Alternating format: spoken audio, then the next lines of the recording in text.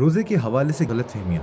पहली गलत फहमी, ये हम बचपन से सुनते आ रहे हैं कि थूक या बलगम निकलने से रोजा टूट जाता है या मकरूह हो जाता है, इसलिए बार बार थूकते रहते हैं। दुरुस्त क्या है? जब तक थूक और बलगम मुंह के अंदर ही हो, उसे निगलने से रोजा नहीं टूटता। लेकिन अगर कोई जानबूझकर थूक मुंह से बाहर निकालकर, जैसे हाथ पर थूक कर फिर उसे मुंह में डाल ले, तो रोजा टूट जाता है और आमतौर पर कोई ऐसा करता भी नहीं।